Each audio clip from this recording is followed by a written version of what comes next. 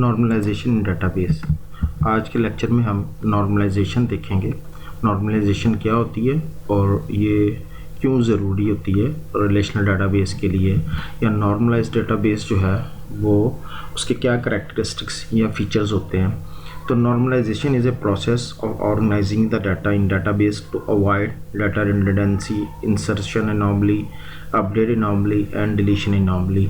सो normalisation एक process है जिसमें आप डाटा जो है रिडंडेंट डाटा यानी कि डुप्लीकेट डाटा जो है वो रिमूव करते हैं, और एनॉमलीज़ जो है वो हमने लास्ट वीडियोस में देखी थी कि एनॉमलीज़ जो है प्रॉब्लम और इशू होते हैं। आपने डाटा इंसर्ट करना है, अपडेट या उसमें डिलीट करना है, तो ये एनॉमलीज़ जो है रेज होती हैं। लेकिन अगर आपने डाटाबेस प्रॉपर्ली नॉर्मलाइज किया हो तो आप इन एनॉमलीज से जो है वो अवॉइड कर सकते हैं। So normalisation is the process of splitting the relation into well structured relation that allow the user to insert, delete and update tuple without introducing a database inconsistencies. तो ये बेसिकली आप रिलेशंस जो हैं, आपके tables जो हैं, उनको आप स्प्लिट अप करते जाते हैं, और ताकि एक वेल स्ट्रक्चर रिलेशंस जो हैं वो क्रिएट हों, ताकि आपकी इंसर्ट, डिलीट और अपडेट एनॉमलीज़ जो है, जो कि रिकॉर्ड्स अपडेट, इंसर्ट या डिलीट करते हुए रेज होती हैं, वो जो है रिमूव हो सकें, ताकि डाटा जो है वो कंसिस्टेंट रहे। कंसिस्टेंट उसी सूरत में रहेगा जब डाटा के अंदर डाटाबेस के अंदर रिडंडेंसी और डुप्लीकेशन ना हो। सो नॉर्मलाइज डेटाबेस जो है वो बेसिकली इन तमाम जो है एनॉमलीज़ को रिमूव करती है। कहते हैं without normalization many problem can occur when trying to load an integrated conceptual model into DPMS. These problems arise from the relation that are generated directly from user view or called anomalies. So अगर आपने database जो है वो normalize ना किया हो तो आपके जो है प्रॉब्लम्स जो हैं वो जो क्रिएट होंगी, दैट इज़ डायरेक्टली यूज़र जो है उस एनॉमलीज़ और प्रॉब्लम्स को व्यू कर सकता है जो कि जनरेटेड होंगी अननॉर्मलाइज्ड डाटाबेस के अगेंस्ट। तो अभी हम आगे देखेंगे भी कि नॉर्मलाइज्ड डाटाबेस जो है उसके क्या क्या जो है पर्पज़ है और करैक्टरिस्टिक्स क्या होती हैं बेसिकली। तो मोस्टली जो कॉमनली नॉर्मलाइजेशन के जो फॉर्म्स हैं वो अप टू 5th तक हैं, लेकिन नॉर्मली जो है हम डाटाबेस को 3rd नॉर्मल फॉर्म तक नॉर्मलाइज कर लेते हैं, और that is enough for any normalise database. Otherwise हमारे पास 5 नॉर्मल फॉर्म जो है वो अवेलेबल है। So first one is a first normal form जिसे 1NFP कहा जाता है, second normal form and third normal form, and next one is Boyce and Codd normal form, BCNF कहा जाता है। So that is normal form, और that is step by step जो है प्रोसेस है जिसके अंदर आप जो है टेबल्स या रिलेशंस को जो है उनमें से जो है आप उनको जो नॉर्मलाइज उसको स्प्लिट अप करते जाते हैं और एक स्ट्रक्चर जो है वेल स्ट्रक्चर जो है वो डेवलप करते हैं, ताकि आपका डाटाबेस जो है डाटाबेस जो है वो नॉर्मलाइज हो जाए।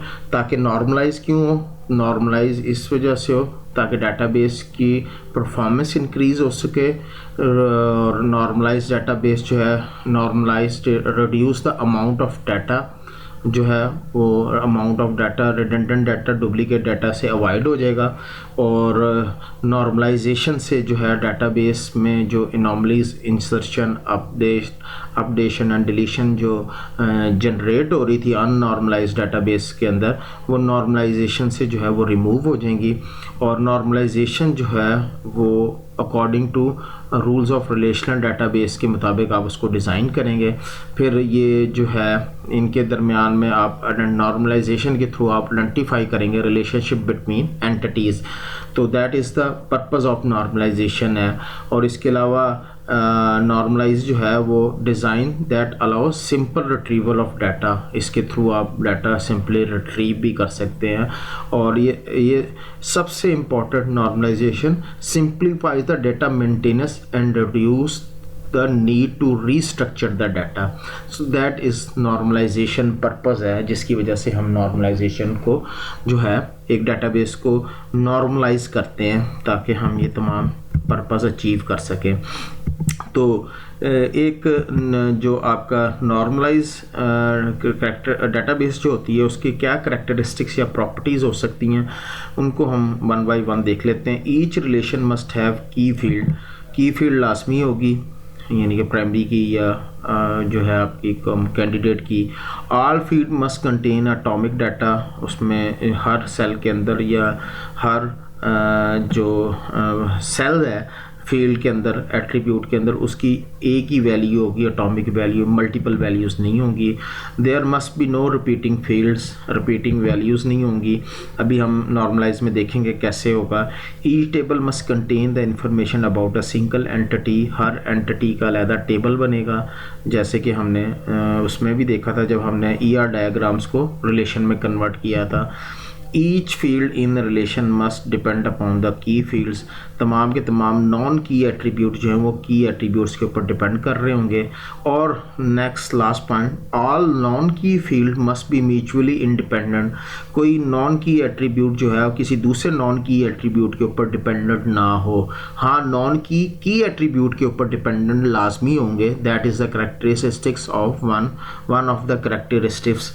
तो ये हम देखेंगे और इनको स्टडी भी करते हैं नॉर्मलाइजेशन को। तो फर्स्ट नॉर्मल फॉर्म जो है वो क्या कहता है? फर्स्ट नॉर्मल फॉर्म ये कहता है, as per the rule of first normal form an attribute, यानी कि कॉलम जो टेबल का होता है या फील्ड कह लें आप, of a table can not hold multiple values, it should hold only atomic value. Atomic value is a value that cannot be a further divided, यानी कि फर्स्ट नॉर्मल फॉर्म जो है वो यही कहता है कि हर फील्ड, हर सेल के अंदर जो है वो एक ही वैल्यू होगी, मल्टीपल वैल्यूज़ नहीं हो सकती। That is first normal form जो है। सपोज हम एक एग्जांपल लेते हैं और उसको देखते हैं। A company wants to store the names and contact detail of its employee. It create the table that look like this. ये आपके सामने एक टेबल है जिसमें हम देख रहे हैं कि वसीम और इसका एड्रेस और इसका फ़ोन नंबर जो है वो एक है, बट यहाँ पे एम्प्लॉय नेम फ़हीम है और इसके दो जो हैं आपके पास जो हैं वैल्यूज़ नज़र आ रही हैं मोबाइल नंबर के अंदर। इसी तरह अगर हम ज़ीशान टेबल का एम्प्लॉय देखें तो उसके फील्ड में भी जो है दो वैल्यूज़ नज़र आ रही हैं। सो इट्स मीन कि ये पहली फर्स्ट नॉर्मल फॉर्म को फुलफ़िल नहीं कर रहा टेबल या रिलेशन। तो according to the first normal form atomic value can be a hold, so there is no atomic value.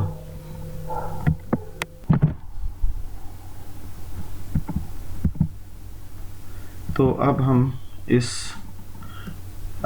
Relation को, जो कि अननॉर्मलाइजेशन है, अननॉर्मलाइज टेबल है, according to first normal form, Zeeshan और Faheem having a 2 mobile number, so the company store them in a same field as you can see in the above table. ये जैसे आपको अभी नज़र भी आया कि दोनों टेबल्स के अंदर आपको फील्ड नज़र आ रहे हैं। So this table is not in a first normal form as the rule says each attribute of the table must have the atomic single value, the employ mobile value for employ Faheem and Zeeshan violate that rule. इसका मतलब है कि ये rule की violation हो रही है। To make the table complies with 1NF, we should have the data like this. तो इसका मतलब है कि वो जो टेबल रिलेशन था जिसमें हमारे पास मल्टीपल वैल्यूज़ थी एक सेल के अंदर, तो according to first normal form each cell contain single value. So अब हमने देखा कि यहाँ पे तो जो है रिकॉर्ड जो हैं वो आपके पास मोबाइल नंबर जो है वो हर सेल के अंदर 1 सेल या मोबाइल नंबर जो है वो मौजूद है। So that is first normal form according to first normal form rule के मुताबिक डज नॉट जो है कंटेन द रिपीटिंग वैल्यू और multi value in a single attribute. So हमने देखा कि फर्स्ट नॉर्मल फॉर्म जो है वो रिडंडेंसी या डुप्लीकेशन को तो एलिमिनेट या रिमूव नहीं करती। हम ये नहीं कह सकते कि ये फ़हीम का जो है या ज़ीशान का जो है वो record that is single occurrence कि इनके एक दफ़ा है, बट दैट आर डुप्लीकेटेड। तो फर्स्ट नॉर्मल फॉर्म के मुताबिक रिपीटिंग ग्रुप जो है वो रिमूव होंगे। तो रिपीटिंग ग्रुप हमने रिमूव कर दिए, जहाँ पे एक सेल के अंदर 2 वैल्यूज़ थी वहाँ पे अब सिंगल वैल्यू जो है वो अवेलेबल है, मौजूद है। सो फर्स्ट नॉर्मल फॉर्म के मुताबिक eliminates the repeating group, so that relation become in first normal form. First normal form के अंदर ये पहला जो है रिलेशन क्रिएट हो गया। सेकेंड नॉर्मल फॉर्म जो है वो क्या कहता है कि second normal form is based on the concept of full functional dependencies. A second normal form applies to the relation with composite key, that is relation with primary key composed of 2 or more attributes. A relation is in second normal form if it has no partial dependencies.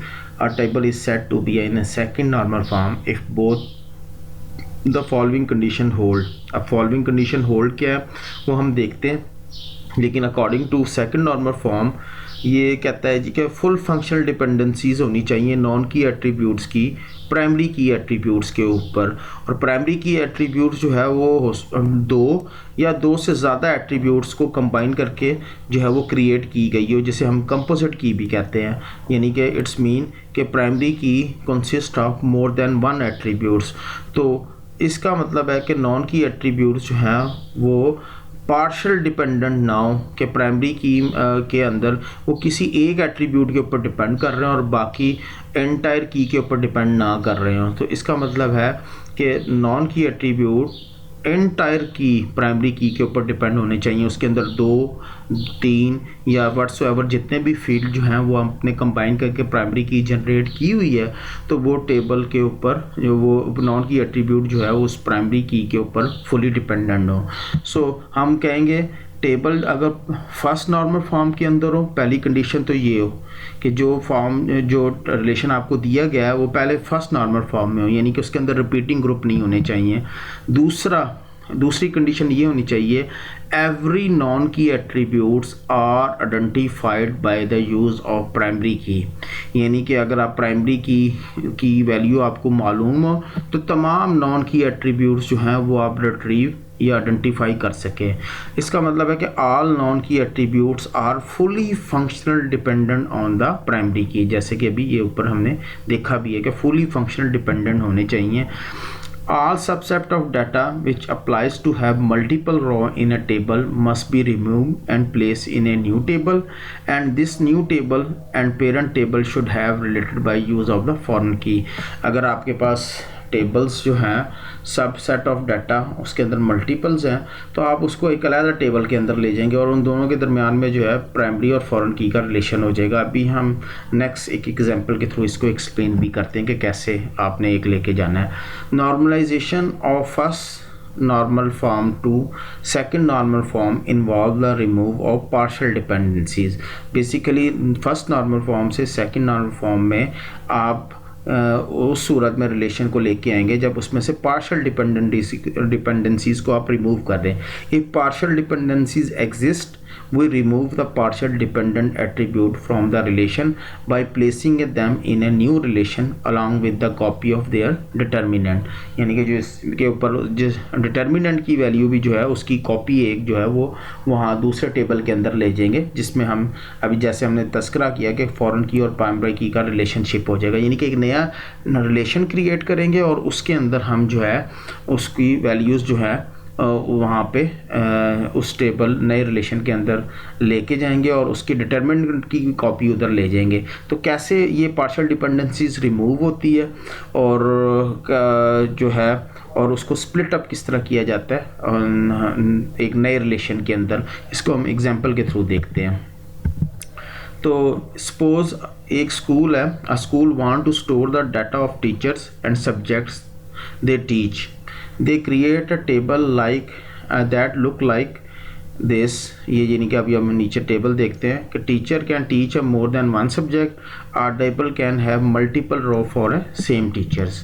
तो ये हमारे पास जो है एक table है, एक relation है जिसमें टीचर आईडी है, सब्जेक्ट है और उसकी एज है। अगर हम देखा जाए तो यहाँ पे आपके पास जो फील्ड्स हैं कैंडिडेट की जो हैं इसके अंदर एक तो टीचर आईडी है और सब्जेक्ट आईडी है। कैंडिडेट की वो कीज़ जो कि बेसिकली आप एज ए प्राइमरी की चूज़ कर सकते हैं। तो हमारे इस रिलेशन के अंदर दो कैंडिडेट की हैं, एक टीचर और एक सब्जेक्ट। तो नॉन प्राइम या नॉन की एट्रीब्यूट इसमें सिर्फ टीचर एज है, यानी कि आप एक ही नॉन की एट्रीब्यूट है इसके अंदर। अब अगर आप देखा जाए the table is in first normal form, ये आपके फर्स्ट, यहाँ पे कोई भी ऐसी वैल्यू नहीं है जो कि रिपीट हो रही हो या एक सेल के अंदर मल्टीपल वैल्यूज़ हो। तो इसका मतलब है कि किसी सेल के अंदर मल्टीपल वैल्यूज़ नहीं हो, सो that is in first normal form. पहली कंडीशन ट्रू हो गई। अब सेकंड हमने ये चेक करना है कि इसमें कोई पार्शियल डिपेंडेंसीज तो नहीं है, जो कि सेकंड नॉर्मल फॉर्म के लिए रिमूव करना ज़रूरी है, because each attribute has atomic value, जैसे बता चुका हूँ। However, it is not in second normal form because non-prime attribute यानी कि teacher age is dependent on the teacher ID, teacher ID के ऊपर डिपेंड कर रहा है, which is proper set of candidate key. अभी हमने कैंडिडेट की हमारे पास दो एट्रीब्यूट्स को कंबाइन करके हमने कैंडिडेट की बनाई। तो इसका मतलब है कि टीचर आईडी और सब्जेक्ट दो एट्रीब्यूट्स इन्वॉल्व हैं, जिसे हम कंपोजिट भी कहा है पीछे स्लाइड के अंदर। तो इसका मतलब है कि टीचर की एज जो है वो अगर सब्जेक्ट आपको दिया ना भी मालूम हो तो टीचर आईडी से आप टीचर की एज निकाल रहे हैं। तो लेकिन कंपोजिट या कैंडिडेट की जो है वो हमने दो एट्रीब्यूट से बनाई है, पर टीचर एज जो है वो एक ही एट्रीब्यूट के ऊपर डिपेंड कर रहा है। तो दैट इज़ पार्शियल डिपेंडेंसीज, यानी कि टीचर एज दोनों पे डिपेंड नहीं कर रहा, सिर्फ एक पे डिपेंड कर रहा है। आपको अगर कहा जाए कि ये टीचर आईडी है, इसकी एज बता दो, तो आप जैसे उसकी आईडी को देंगे तो आपको फ़ौरन उसकी एज भी आ जाएगी सामने। सो इट्स मीन कि teacher age dependent on the teacher ID. तो teacher ID alone which is proper subset of this violate the rule for second normal form, as the rules say non-prime attribute is dependent on the proper subset of any candidate key of the table। ये हमारा second normal form का rule है कि जिसमें हमने जो है, तो अब हमने इसको सेकंड नॉर्मल फॉर्म में कंप्लाइज करना है, इसको ब्रेक कर देंगे, फर्दर स्प्लिट अप कर देंगे। जैसे हमने नॉर्मलाइजेशन की डेफिनेशन भी पढ़ी थी, to split up the split up in relation, more structures, more relations के अंदर, मोर टेबल्स के अंदर जो है हम उसको स्प्लिट करेंगे। तो जो फील्ड जिस आईडी के ऊपर डिपेंड कर रहा था, जिस फील्ड एट्रीब्यूट के ऊपर डिपेंड कर रहा था, उसको हम एक सेपरेट उसके अंदर ले गए रिलेशन के अंदर। तो यहाँ पे अगर हम देखें तो ये हमारे पास, अभी हमने एक डेफिनेशन भी पढ़ी थी कि डिटर्मिनेंट को ना कॉपी कर लेना है और नए रिलेशन के अंदर। और अगर हम देखें यहाँ पे तो ये हमारे पास दूसरा रिलेशन है जिसमें सब्जेक्ट और टीचर है सिर्फ। तो जो एट्रीब्यूट जिस एट्रीब्यूट के ऊपर डिपेंड कर रहा था, यानी कि उसका डिटर्मिनेंट और उस एट्रीब्यूट को जो डिपेंड कर रहा था, उसको आपने एक नए रिलेशनशिप के अंदर कन्वर्ट कर लिया। सो that is a new relation. अब ये जो टेबल है हम इसको कहेंगे कि that is in second normal form. तो टेबल जो है वो सेकंड नॉर्मल फॉर्म को कंप्लाई कर रहा है। So that is second normal form, जिसमें हमने पार्शियल डिपेंडेंसीज को रिमूव किया, यानी कि एक नॉन की एट्रीब्यूट जो है वो प्राइमरी की के किसी एक पोर्शन या किसी एक पार्ट के ऊपर डिपेंड कर रहा है, होल प्राइमरी की के ऊपर डिपेंड नहीं कर रहा। तो सेकंड नॉर्मल फॉर्म ये कहता है कि उसको स्प्लिट करके एक अलहदा टेबल या अलहदा रिलेशन में ले जाएं, ताकि उसका जो है वो पार्शियल डिपेंडेंसीज को रिमूव किया जाए। तो हमने यहाँ पे यही किया कि टीचर एज जो है वो टीचर आईडी पे ही डिपेंड कर रहा था, तो हमने उसको एक नए रिलेशन में कन्वर्ट कर दिया। That is second normal form. जी, थर्ड नॉर्मल फॉर्म जो है वो क्या कहता है कि although second normal form relation has less redundancy than those in first normal form, अगरचे के सेकंड नॉर्मल फॉर्म में डुप्लीकेट डेटा जो है वो कम है as compare to first normal form में, लेकिन स्टिल यहाँ इसमें एनॉमलीज हैं। They may still suffer from update anomalies अभी भी इशू है, अपडेट की एनॉमलीज है। If we update only one tuple and not the other, the database would be a inconsistent state. अगर आप एक वैल्यू टेबल के अंदर एक जगह पे अपडेट कर लेते हैं और दूसरी जगह पे अपडेट नहीं करते, तो आप कहेंगे कि आपके डाटाबेस जो है वो इनकंसिस्टेंट स्टेट में है। So this update anomalies is cause by transitive dependencies. ये अपडेट जो इनॉमली थी, जो हमने स्टडी किया था कि इंसर्शन, अपडेशन और डिलीशन इनॉमलीज होती हैं, तो उसमें से जो अपडेशन इनॉमलीज थी that is depend upon the transitive dependencies, so we need to remove such dependencies by progressing the third normal form. जब हम ट्रांजिटिव डिपेंडेंसीज को रिमूव कर देंगे उन रिलेशन में से, तो इसका मतलब है कि हम थर्ड नॉर्मल फॉर्म में आ गए हैं। तो अब अगर आपने एक टेबल को कहना है, आप अगर अब ये कहते हैं कि our table design is set to be in third normal form, तो उसके लिए दो कंडीशनें होल्ड करना ज़रूरी है। फर्स्ट ये कि वो सेकंड नॉर्मल फॉर्म में होना चाहिए, it should meet all the requirement of both first and second normal form, यानी कि सेकंड नॉर्मल फॉर्म में होना चाहिए उसको। फिर if there is any column which are not related to primary key, then remove them and put it in a separate table, relate both table by mean of foreign key।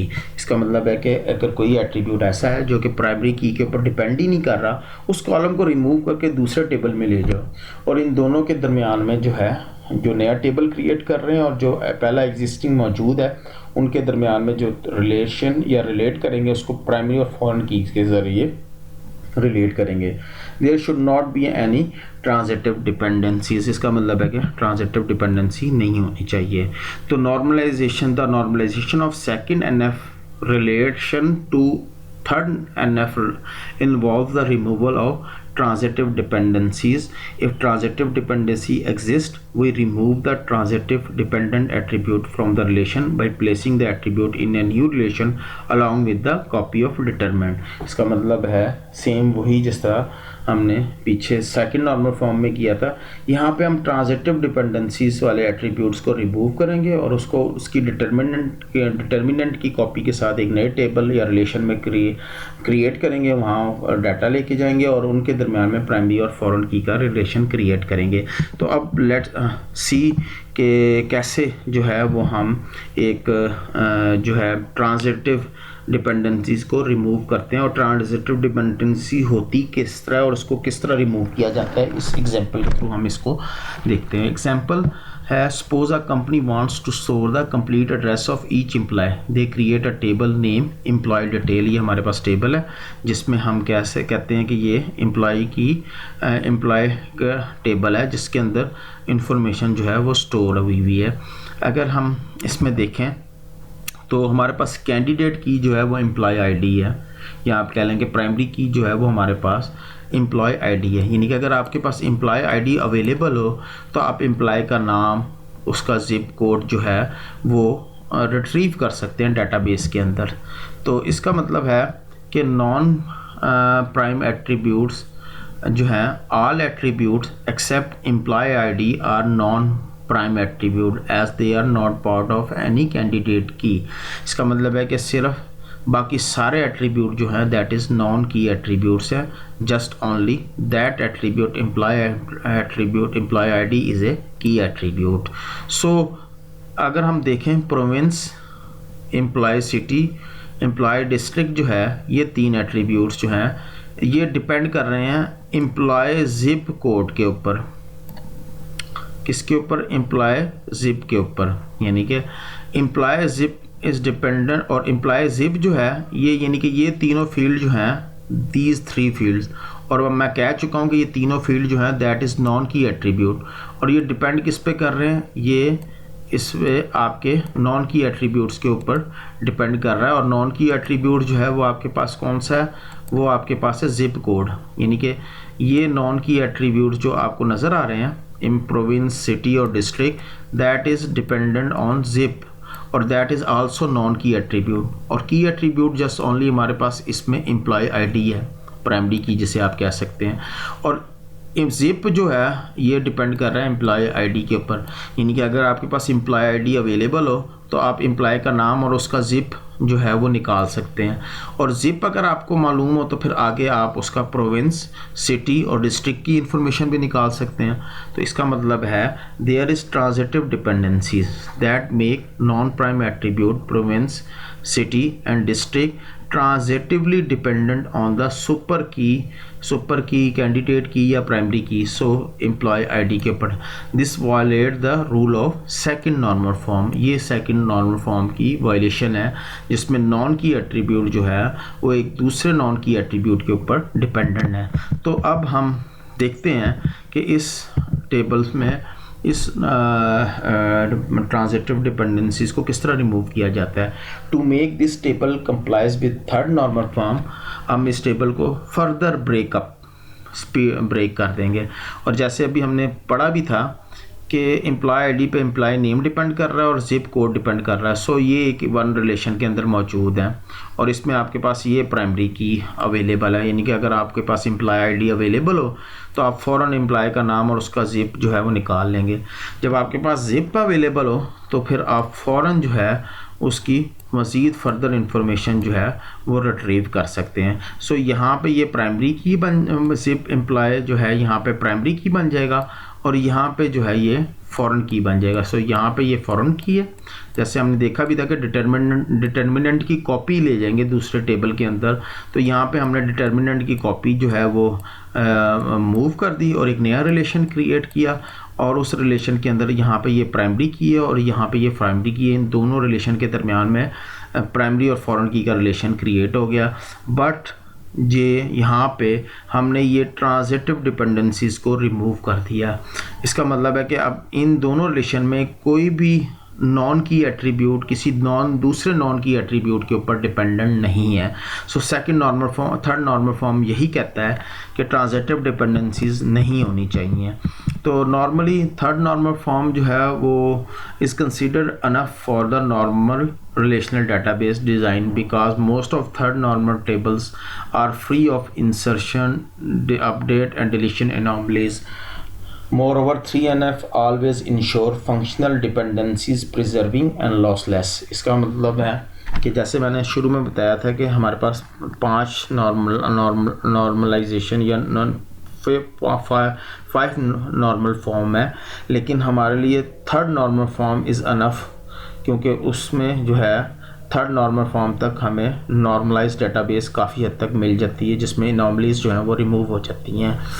अच्छा जी, BCNF normal form जो है it is advance version of third normal form, that's why it is referred as 3.1 NF और BCNF is stricter than third NF। ये strict है जो कि third normal form से।